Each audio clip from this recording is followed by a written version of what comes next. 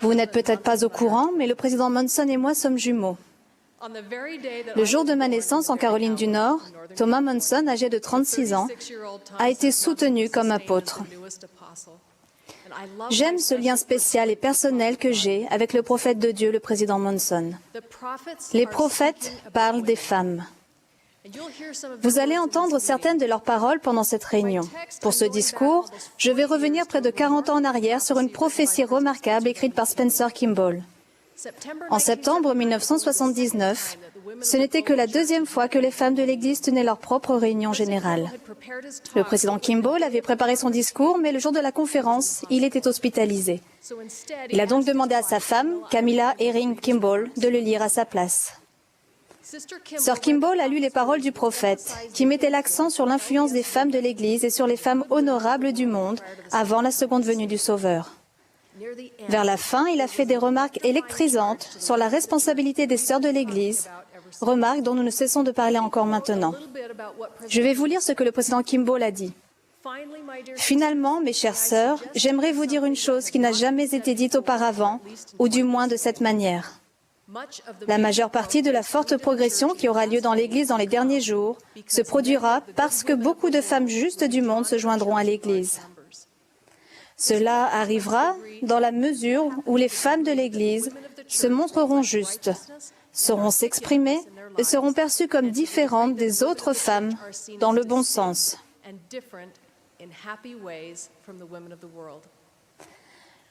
Parmi les vraies héroïnes du monde qui viendront dans l'Église se trouvent des femmes qui se soucient plus d'être justes que d'être égoïstes. Ces vraies héroïnes ont une véritable humilité qui accorde plus de valeur à l'intégrité qu'aux apparences. Les femmes exemplaires de l'Église seront une force importante, tant pour son accroissement numérique que pour sa croissance spirituelle dans les derniers jours. Quelle déclaration prophétique! Pour résumer, ce seront les bonnes relations des femmes qui déclencheront une grande partie de la croissance de l'Église dans les années à venir.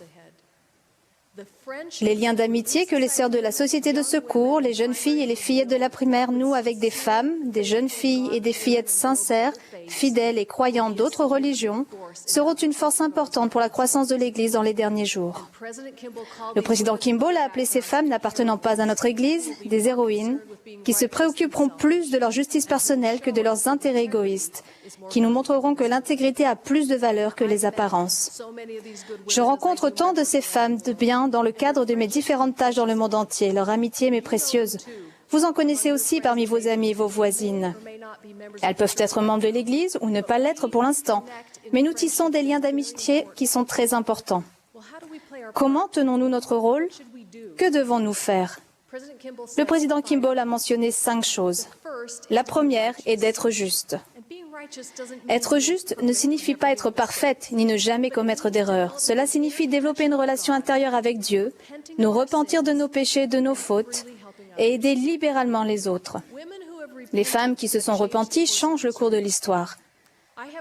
Une amie a eu un accident de voiture lorsqu'elle était jeune et est devenue dépendante des médicaments antidouleurs. Plus tard, ses parents ont divorcé. À la suite d'une brève relation amoureuse, elle est tombée enceinte et sa dépendance a continué. Mais un soir, elle a pensé à la confusion et au gâchis qui régnait dans sa vie et s'est dit « assez ». Et elle a appelé le Sauveur Jésus-Christ à l'aide. Elle dit qu'elle a appris que Jésus-Christ est plus fort que les circonstances qu'elle traverse. Elle a pu s'appuyer sur sa force tout en parcourant le chemin du repentir. En revenant au Seigneur et à ses voies, elle a changé le cours de son histoire. C'est une femme juste et son cœur est totalement ouvert aux gens qui ont commis des erreurs et qui veulent changer. Comme la nôtre, sa vie n'est pas parfaite, mais elle sait comment se repentir et continuer de faire des efforts. La deuxième est de savoir s'exprimer. On sait s'exprimer lorsque l'on dit clairement ce que l'on ressent à propos de quelque chose et que l'on explique pourquoi. Au début de l'année, un message dénigrant le christianisme a été publié sur ma page Facebook. Quand je l'ai lu, j'étais un peu contrariée, mais je l'ai ignoré. Mais une amie qui n'est pas membre de notre Église a répondu au message. Elle a écrit « C'est totalement contraire à ce que Jésus a prôné. Il était révolutionnaire pour son époque parce qu'il mettait tout le monde sur un pied d'égalité. Il a parlé aux prostituées, a mangé avec les collecteurs d'impôts, s'est lié d'amitié avec des femmes et des enfants vulnérables et a raconté l'histoire du bon samaritain. Par conséquent, les véritables chrétiens s'efforcent d'être les personnes les plus aimantes du monde. Lorsque j'ai lu cela, je me suis dit, pourquoi n'ai-je pas écrit ça? Nous devons tous apprendre à mieux exprimer les raisons de notre foi. Que pensez-vous de Jésus-Christ? Pourquoi restez-vous dans l'Église? Pourquoi croyez-vous que le livre de Mormon est un livre d'écriture? D'où vient votre paix? Pourquoi est-il important que le prophète ait quelque chose à dire en 2017? Comment savez-vous qu'il est un vrai prophète? Avec votre voix et votre puissance, exprimez ce que vous ressentez et savez sur les réseaux sociaux, au cours de conversations tranquilles avec vos amis, en discutant en ligne avec vos petits-enfants. Dites-leur pourquoi vous croyez, comment vous savez, ce que vous ressentez, les doutes que vous avez pu avoir, comment vous les avez surmontés, ce que Jésus-Christ représente pour vous.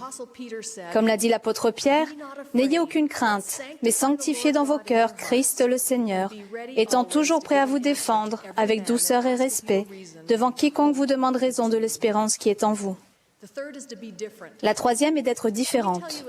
Je vais vous raconter une histoire qui s'est produite au mois de juillet dernier sur la plage de Panama Beach en Floride. En fin d'après-midi, Roberta Usray a vu ces deux jeunes filles s'appeler à l'aide à un peu moins d'une centaine de mètres du rivage. Ils étaient pris dans un courant puissant qui les emportait au large. Un couple qui se trouvait à proximité a tenté de secourir les garçons, mais a été pris à son tour dans le courant. Des membres de la famille Usray ont plongé pour aller à la rescousse des nageurs en difficulté, et rapidement 9 personnes se sont retrouvées prisonnières du courant. Il n'y avait pas de corde, il n'y avait pas de maître nageur sauveteur. La police avait envoyé un bateau de sauvetage, mais cela faisait 20 minutes que les personnes étaient en difficulté dans l'océan. Et elles étaient épuisées et près de couler. Jessica Mae Simmons faisait partie des personnes assistantes à la scène depuis la plage. Son mari et elle ont eu l'idée de former une chaîne humaine. Ils ont appelé à l'aide les gens présents sur la plage. Des dizaines de personnes se sont prises par la main et ont avancé dans l'océan. Jessica a raconté aux journalistes. C'était tout à fait extraordinaire de voir des hommes et des femmes de races différentes s'unir pour aider de parfaits inconnus. Une chaîne de 80 personnes s'est déroulée en direction des nageurs. Regardez la photo de ce moment remarquable. Toutes les personnes sur la plage ne pouvaient penser qu'à des solutions habituelles et étaient paralysées. Mais en une fraction de seconde, un couple a trouvé une solution différente. L'innovation et la création sont des dons spirituels. Lorsque nous respectons nos alliances, cela peut nous rendre différents d'autres personnes de notre culture et de notre société, mais cela nous donne accès à l'inspiration, de sorte que nous pouvons penser à des solutions, des méthodes et des applications différentes. Nous ne serons pas toujours en adéquation avec le monde, mais nos différences positives pourront constituer un filin de sauvetage pour les personnes en difficulté. La quatrième est d'être distincte. Être distinct signifie être bien défini et identifiable. Je reviens à l'histoire de Jessica Mae Simmons sur la plage. Une fois que cette chaîne humaine s'est étendue jusqu'aux nageurs, Jessica a su qu'elle pouvait aider. Elle a raconté « Je peux retenir ma respiration et faire le tour d'une piscine olympique sans difficulté. Je savais comment sortir d'un courant. Je savais que je pouvais ramener chaque nageur jusqu'à la chaîne humaine. » Son mari et elle ont pris une planche de surf et ont nagé le long de la chaîne jusqu'à ce qu'ils atteignent les nageurs, puis ils les ont portés l'un après l'autre jusqu'à la chaîne, qui les a ensuite fait regagner la plage. Jessica avait ce talent distinct. Elle savait nager à contre-courant. L'Évangile rétabli est bien défini et identifiable. Mais nous devons être clairs quant à la façon dont nous le suivons. Comme Jessica, nous devons nous entraîner à vivre l'Évangile avant la situation d'urgence, afin que, sans crainte, nous soyons suffisamment fortes pour apporter notre aide lorsque les autres sont emportés par le courant. Enfin, la cinquième est de faire les 4 choses précédentes avec joie. Être heureux ne signifie pas afficher un sourire artificiel en toutes circonstances, mais cela signifie respecter les lois de Dieu et édifier et élever les autres. Lorsque nous édifions les autres, lorsque nous portons leur fardeau, nous recevons des bénédictions que nos épreuves ne peuvent pas enlever. J'ai placé une citation du président Hinckley à un endroit où je la vois chaque jour. Il a dit On ne peut rien bâtir avec le pessimisme et le cynisme. Vous avez une vision optimiste, vous travaillez avec foi et vous accomplirez beaucoup. Comme exemple de cet esprit heureux et optimiste, je connais une jeune fille de 13 ans du nom d'Elsa, dont la famille allait déménager à Bâton Rouge en Louisiane à près de 3000 km de ses amis. Ce n'est pas très facile à 13 ans d'aller s'installer dans un nouvel endroit. Elsa était tout naturellement inquiète au sujet du déménagement, alors son père lui a donné une bénédiction. Au moment où elle recevait la bénédiction, un SMS est arrivé sur le téléphone de sa mère. Les jeunes filles de la paroisse de Louisiane avaient envoyé cette photo avec la légende « S'il te plaît, viens dans notre paroisse ». Ces jeunes filles étaient optimistes et savaient qu'elles aimeraient Elsa alors qu'elles ne l'avaient jamais rencontrée. Leur enthousiasme a permis à Elsa d'être plus optimiste au sujet de son déménagement et a répondu à sa prière pour savoir si tout allait bien se passer. Le bonheur et l'optimisme produisent une énergie qui ne nous fait pas seulement du bien personnellement, mais qui édifie aussi toutes les personnes qui nous entourent. Toutes les petites choses que vous faites pour allumer le bonheur véritable chez les autres montrent que vous portez déjà la torche que le président Kimball a allumée. J'avais 15 ans à l'époque où le président Kimball a fait ce discours. Nous qui avons plus de 40 ans, portons la responsabilité donnée par le président Kimball. Maintenant, je regarde celles qui ont 8 ans, 15 ans, 20 ans et 35 ans et je vais leur passer le flambeau. Vous êtes les futures dirigeantes de cette Église et il vous appartiendra de porter cette lumière et d'accomplir cette prophétie. Nous qui avons plus de 40 ans, nous vous prenons les mains et ressentons votre force et votre énergie. Nous avons besoin de vous. Écoutez cette écriture dans les Doctrines Alliances, section 49, versets 26 à 28. Elle a été rédigée dans des circonstances différentes, mais j'espère que ce soir, grâce au Saint-Esprit, vous la prendrez comme votre appel personnel à cette œuvre sacrée.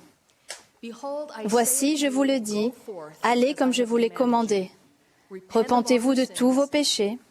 Demandez et vous recevrez. Frappez et l'on vous ouvrira. Voici, j'irai devant vous et je serai votre arrière-garde. Je serai au milieu de vous et vous ne serez pas confondus. Voici, je suis Jésus-Christ et je viens rapidement. Je vous en prie, tenez-vous en des lieux où vous pourrez ressentir l'immense amour de Dieu pour vous. Où que vous soyez, vous serez toujours à portée de cet amour. Lorsque vous ressentez son amour et que vous l'aimez, vous vous repentez et obéissez à ses commandements. Lorsque nous respectons ses commandements, il peut nous utiliser pour son œuvre. Son œuvre et sa gloire sont l'exaltation et la vie éternelle des femmes et des hommes. Les prophètes nous appellent, mes sœurs. Allez-vous être justes? Allez-vous exprimer votre foi? Pouvez-vous être distincte et différente? Votre bonheur, malgré vos épreuves, va-t-il attirer d'autres personnes qui sont bonnes et nobles et qui ont besoin de votre amitié? Allez-vous faire briller votre lumière? Je témoigne que le Seigneur Jésus-Christ ira devant vous et sera au milieu de nous. Je termine par les paroles de notre prophète bien-aimé Thomas Monson.